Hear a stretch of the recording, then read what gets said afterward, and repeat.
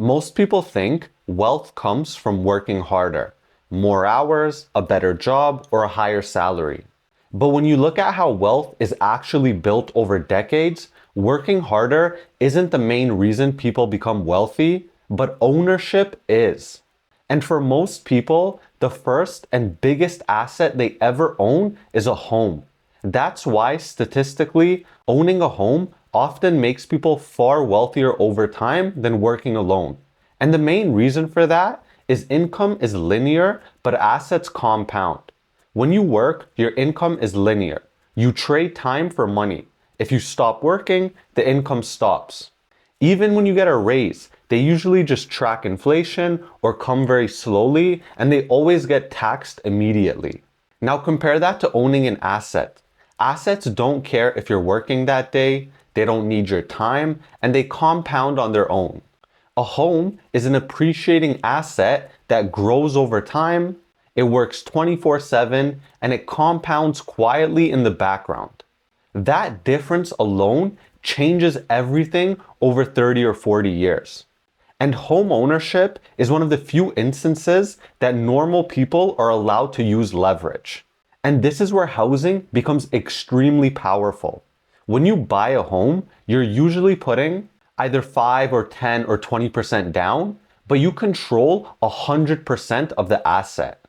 And I want to walk you guys through a simple example. You buy a $500,000 home with 10% down. That's $50,000 of your own money. If that home appreciates just 3% in a year, it's now worth $515,000. That's a $15,000 gain on a $50,000 investment, or a 30% return in 1 year, and that's before inflation. In any other scenario, most people, a bank would never loan them $450,000 at a fixed very low rate to either invest in stocks or bonds. But they do it with housing, legally, safely, and commonly. That accessibility to leverage is a massive wealth accelerator. And another big benefit is that inflation actually works for homeowners, but it ruins workers. Inflation is terrible for people who rely only on wages. Your cost of living rises immediately, your income adjusts slowly, if at all, but homeowners experience inflation very differently. When you buy a home with a fixed rate mortgage, your monthly payment stays the same, but the value of the home rises over time.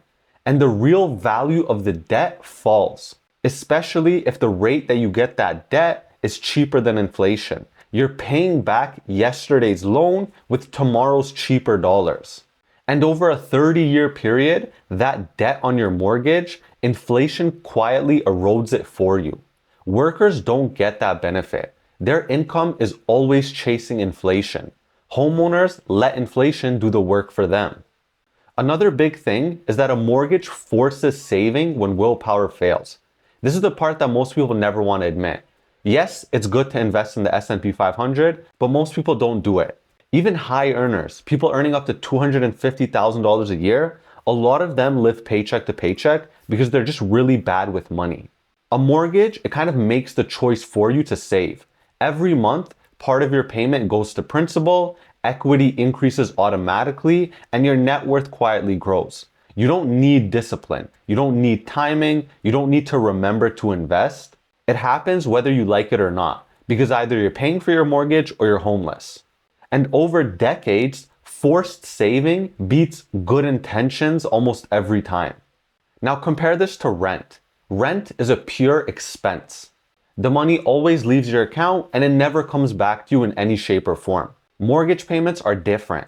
Yes, part of it goes to interest, but part of it also goes to principal, which is yours. And over time, that loan balance shrinks, but your equity grows. And eventually, the payment disappears entirely. At that point, your housing costs drop dramatically. And that moment alone creates a massive wealth gap between renters and owners later in life. Because this is something that's rarely talked about. Once a mortgage is paid off, your largest living expense vanishes and your cash flow improves overnight. Your retirement becomes dramatically easier because a homeowner with a paid off house can live comfortably on far less income than a lifelong renter. That difference compounds into higher savings, lower stress, and far greater financial flexibility. This is one of the biggest reasons older homeowners often appear far wealthier than their income suggests. And tax treatments always favor ownership over labor. Income is taxed immediately at high marginal rates, and you get taxed on your income every single year.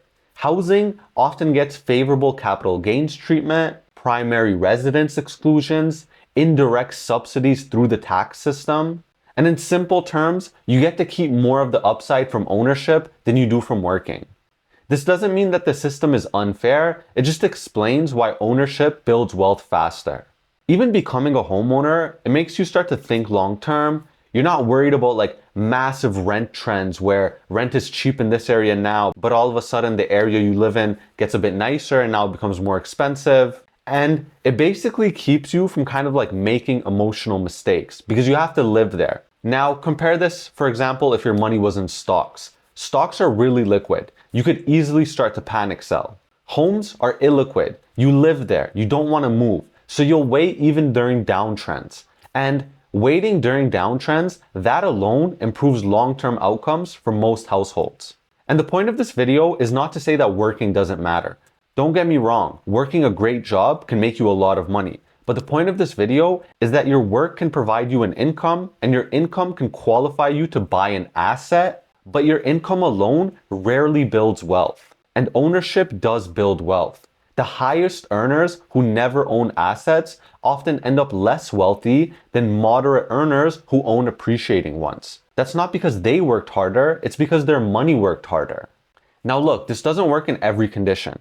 Home ownership tends to work better if the home is affordable to what you earn, the leverage is reasonable, and the timeline is long. That means that you're not buying the home this year to sell it 2 years later. If you're taking on too much debt or you're trying to do short-term flipping, this can reverse all of the benefits of home ownership. But if you hold your home responsibly over decades, home ownership has historically been the most powerful wealth building tool available to the middle class. And the real takeaway from this video is that owning a home, it doesn't make you rich overnight. But over 30 to 40 years, it often makes people much wealthier than working alone. Because it combines really important things. Number one, it gives you access to leverage. It protects you from inflation. It forces you to save. It gives you great tax advantages. And it gives you long-term compounding. Yes, working helps pay the bills, but ownership helps build your wealth over time. That's the difference.